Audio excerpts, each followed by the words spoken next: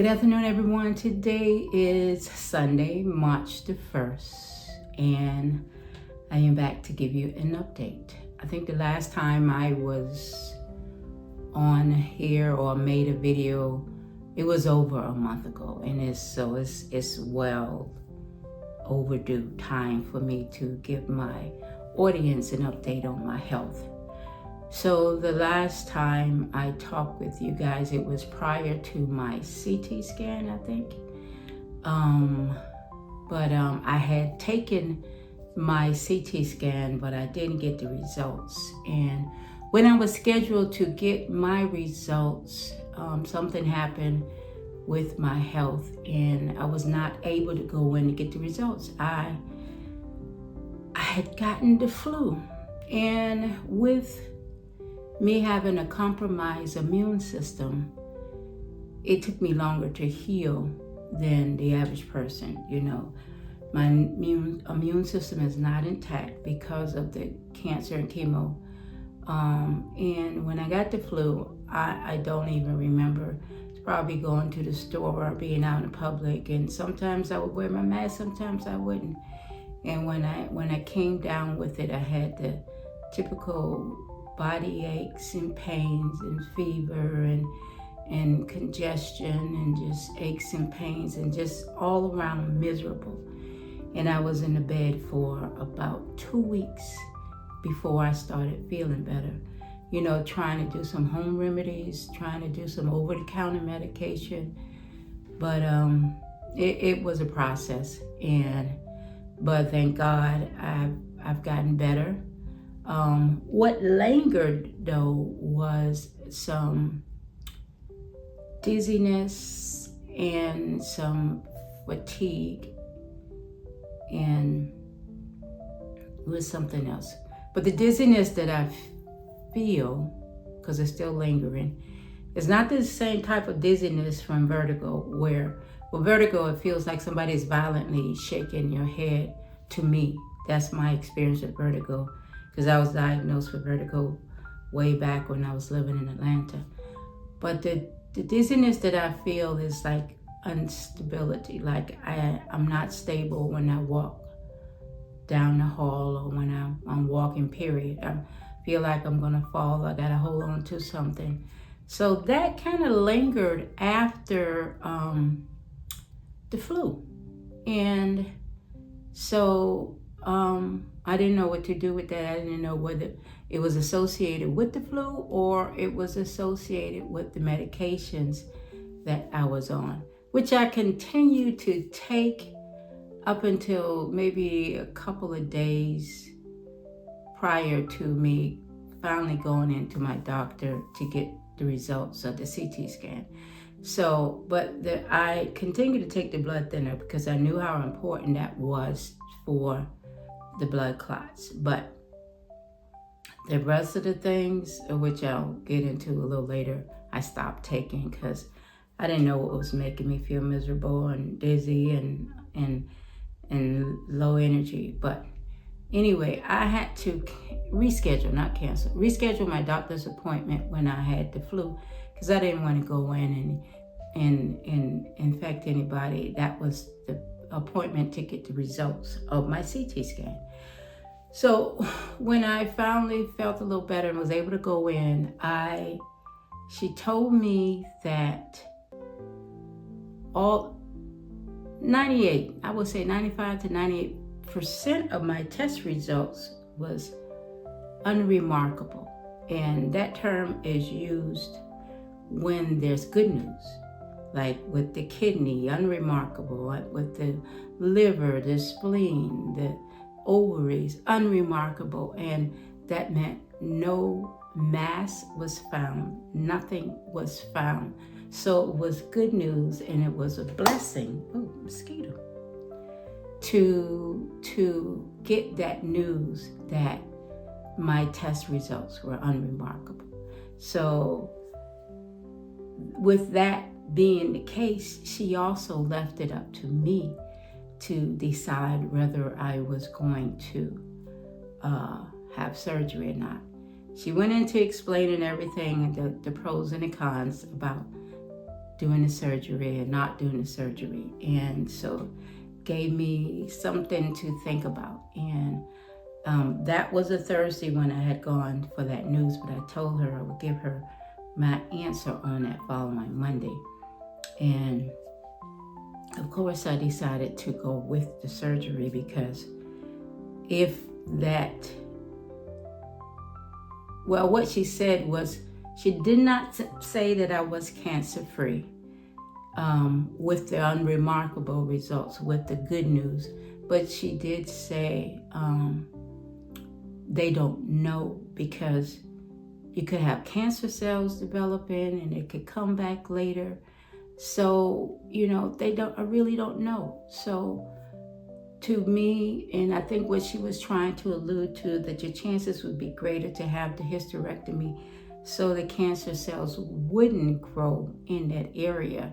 It'll increase the chances of it not coming back in the uterus or the ovaries and in the whole gynecological area. So anyway, I had decided to have the surgery, which I haven't had yet, to get rid of female organs, so I'll have a better chance of survival.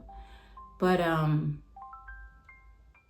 haven't had the surgery yet, and this is March. They actually scheduled it for this month, but before I can have the surgery, I have to talk with my primary care doctor. He has to give the okay before we can proceed with the surgery.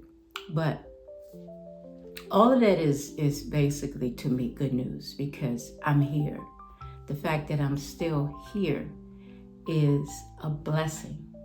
And she said something to me that made me think. She said, your situation, your case is a unique case. She said, you remember you had stage 4 cancer, and the fact that all of these things came back unremarkable and no mass to be found, it's amazing, and it was a blessing. So I give all the glory, all the blessings to God, because without God, this would not be possible. So my talk today is about gratitude. Gratitude, being grateful for being here, for who you are, for having breath in my body, for continuing this journey. I think I'm here still because my work is not done. I think God has a plan for me, and that plan is to talk about things that will impact people, like my journey and, my health, whatever I talk about on this channel, I think is a good lesson to share with other people. And maybe people who are going through this, maybe people who can share it with somebody else. I think it's designed to do that.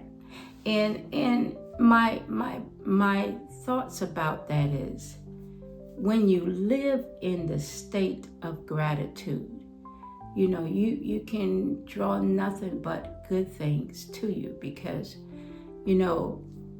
our words and our thoughts and our feelings has a lot to do with our life, our state of mind. Words are the language of the mind, and feelings are the language of the body. So how you think and feel creates your personal reality. So I can come out of this and start feeling bad again about my situation, because I'm not fully back to the self that I'm used to. Or I can live in a state of gratitude and thank God for another day, for sparing my life, for giving me this opportunity to help other people. I choose to live in a state of gratitude and feeling and thinking that way and being conscious of my feelings and my thoughts, because I can go and I struggle with this, days when I'm not mindful or thoughtful or thinking about my being grateful. I can slip back into that mode of feeling depressed or feeling like I wish this hadn't happened to me. Those thoughts, thinking about those thoughts and the emotion that goes with those thoughts can trigger all kinds of negative emotions that will trigger the body to create those negative chemicals that can also be the cause of some of our illnesses, like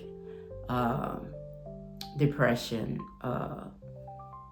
ulcer, or it can manifest into anything, any illness, any disease. But living in a state of gratitude can also cause the body to produce those hormones that bring health and wellness to you. Just like our thoughts can make us sick, our thoughts can also make us well. So my choice is to live in a state of gratitude and also to be thankful that I'm still here. Do you know how amazing that was? To be stage 4 ovarian cancer, and the fact that I'm still here to deliver a message of gratitude to anybody that wants to hear it. I'm amazed, and so I have to be aware of my thoughts. I have to be thinking about what I'm thinking about, because when I slip back into that old way of thinking with my feeling sorry for myself or not having the strength to get up, and it puts me in that mindset, then I have to think to myself, oh, nope, we're not having that today. We got to change our thoughts, which triggers changing our feelings, which triggers putting us in a better mood. And living in a state of gratitude is the best mood for me, because gratitude is the highest form of receivership. When your body releases those chemicals and those proteins that help make the body better, I choose gratitude. I choose living in a state of gratitude. And what helps me with that is my prayer and meditation. And if I don't get into the habit of doing that on a regular basis, I can easily fall back into that old state of mind. So my purpose now is to concentrate on gratitude and give God all the glory for where I am in the state of health that I am, and in the state of mind. So those two go hand in hand. The body and the mind work together hand in hand. And so not only just having a good way of thinking, but also changing some of the stuff that I put into my body. Slowly climbing out of the way that I was eating and getting back into some healthy habits that could help contribute to healing my body and making it better. So I wanted to get on here today and give you all an update. I'm feeling better. But what's more important is a healthy mindset. And to me, that means prayer and meditation and giving God all the glory. So I know it's been a while. See, it still affects my speech too. So I'm coming back to me. And so I wanted to give you all an update and to thank you all for your patience, and to ask you if you know of anyone that is struggling with some type of illness and they are having a hard time, share this video with them. Maybe it will uplift them and they can feel better about their day and about their situation. Tell them to get into mindfulness and prayer and changing the thoughts from negative thoughts to healing thoughts that will make them feel better, positive thoughts. And just share it with someone that you think could use it. And thank you for consistently watching my videos. And if you are new to the channel and you have not subscribed to the channel, please consider subscribing. And if you are a member, I hope that you have turned on that notification bell. But every time I upload a video, you get notified. And what else? The bell, the sharing, the subscribing. And if you like what you saw here today, please consider giving it a like. And until next time, which I'm praying that I in this same state of mind and I can make one sooner, then you'll see me sooner. And you all have a blessed Sunday. And thank you all for watching.